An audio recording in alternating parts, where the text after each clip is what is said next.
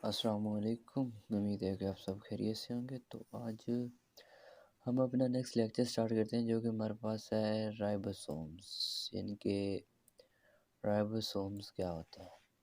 तो राइबोसोम्स को स्टार्ट करने से पहले एक इम्पोर्टेंट एमसीक्यूज जो ख़ासकर एमकैट में या इस तरह के पीपीएससी के क्वेश्चंस वगैरह में बहुत दफ़ा पूछा जाता है।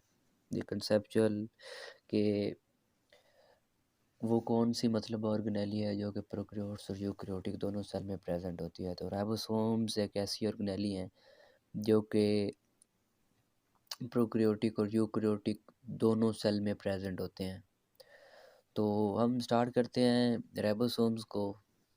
तो सेल के अंदर क्या होते हैं कि टाइनी ग्रेनुलर स्ट्रक्चर होते हैं जिन्हें हम कहते हैं राइबोसोम्स, यानी कि छोटे छोटे ग्रेनुअल्स टाइप तरह के स्ट्रक्चर होते हैं जिन्हें राइबोसोम्स कहते हैं।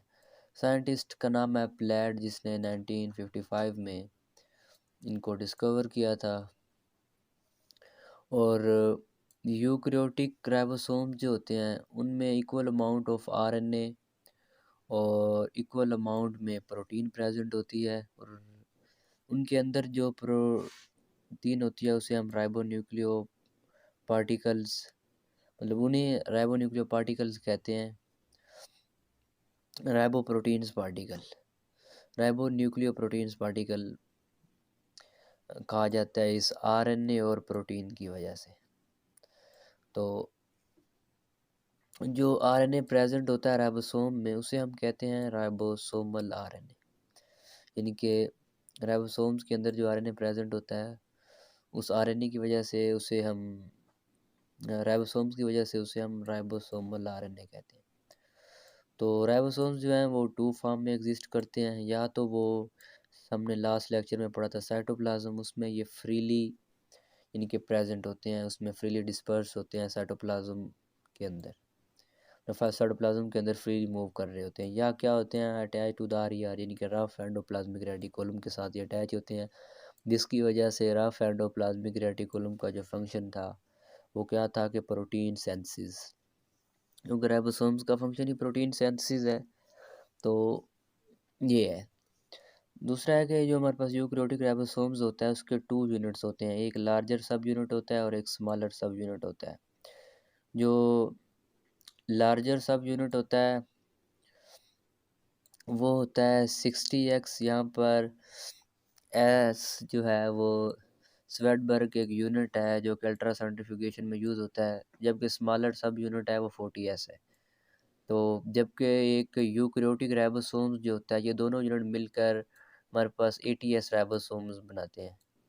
तो अब क्वेश्चन ये है कि लार्जर यूनिट 60s है, स्मॉलर यूनिट 40s है, 60 और 40 को प्लस किया जाए तो 100 बनता है, ये 80 कैसे हो गया। तो ऐसा होता है कि जब भी दो यूनिट आपस में मिलते हैं तो उनका कुछ एरिया जो होता है वो एक दूसरे, जैसे हम अपने दोनों हाथों को अगर बंद करें तो मतलब उंगलियां, तो हाफ उंगलियां एक तरफ और हाफ दूसरी तरफ चली जाती हैं।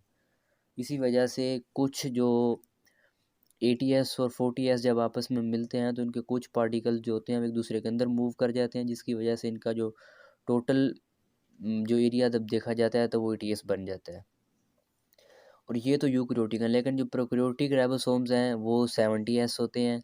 और उनमें जो लार्जर सब यूनिट है वो होता है 50s, और जो स्मॉलर सब यूनिट होता है वो 30s होता है। यानी कि वो 80 बनते हैं लेकिन वो होते असल में 70s है।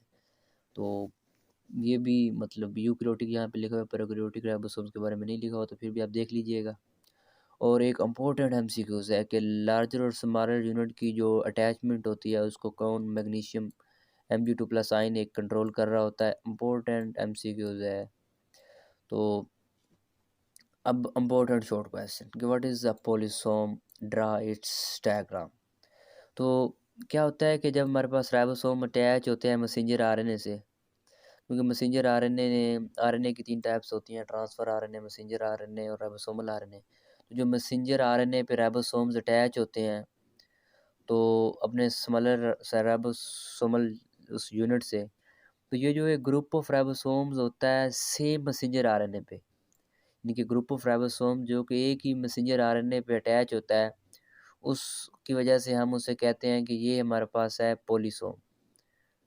इनके नेक्स्ट हम डायग्राम देखते हैं तो आपको बहुत अच्छे से समझ आएगा। ये जैसे ये हमारे पास डायग्राम है, डायग्राम ये है कि ये एक मैसेंजर आरएनए 5 प्राइम से 3 प्राइम की तरफ है। ये राइबोसोम्स लगे हुए हैं, फर्स्ट, सेकंड, थर्ड और फोर्थ। तो ये उनका लार्जर सब यूनिट है, ये उनका स्मॉलर सब यूनिट है। मैग्नीशियम आयन इनको कंट्रोल करता है, इनकी अटैचमेंट को। अब यहाँ पे देख सकते हैं ये लार्जर सब यूनिट है, ये हमारे पास स्मॉलर सब यूनिट है। ये लार्जर सब यूनिट है, ये हमारे पास स्मॉलर सब यूनिट है। तो ये इस पूरे स्ट्रक्चर को, यानी कि जब भी हमारे पास मल्टीपल राइबोसोम्स एक ही मैसेंजर आरएनए पे अटैच होते हैं तो उसको हम कहते हैं कि ये हमारे पास पोलिसोम है। तो क्या होता है कि जो न्यू राइबोसोम्स हैं वो न्यूक्लियोलस में बनते हैं। अब दो तरह के इंपॉर्टेंट एमसीक्यूज पूछे जाते हैं कि what is the protein factory of a cell. तो सेल की जो प्रोटीन फैक्ट्री होती है उसे हम कहते हैं राइबोसोम्स। और दूसरा क्वेश्चन ये पूछा जाता है कि what is the ribosomal factory या what is the factory for the ribosome synthesis the cell. वो बेसिकली हमारे पास न्यूक्लियोलस है। न्यूक्लियोलस क्या है? जो न्यूक्लियस के अंदर सेंटर वाला पार्ट होता है जिसमें यानी कि हेरिडिटी मटेरियल यानी क्रोमोसोम्स प्रेजेंट होते हैं, उसे हम कहते हैं न्यूक्लियोलस। तो न्यूक्लियोलस राइबोसोम्स बनाते हैं और राइबोसोम्स प्रोटीन बनाते हैं। और फिर न्यूक्लियोलस में बनने के बाद ये ट्रांसपोर्ट किए जाते हैं साइटोप्लाज्म में। इसकी मदद से न्यूक्लियर मेम्ब्रेन के अंदर जो पोर्स होते हैं उन्हें हम न्यूक्लियर पोर्स कहते हैं उनसे। तो जब ये फैक्ट्री ऑफ राइबोसोम्स जो है वो न्यूक्लियोलस है और प्रोटीन की जो सेंसिस की फैक्ट्री है वो राइबोसोम्स है। तो यहाँ तक हमारा जो लेक्चर था राइबोसोम्स पे वो कवर होता है। अगर आपका कोई भी क्वेश्चन है तो आप कमेंट सेक्शन में पूछ सकते हैं। और थैंक्स फॉर वाचिंग। अल्लाह।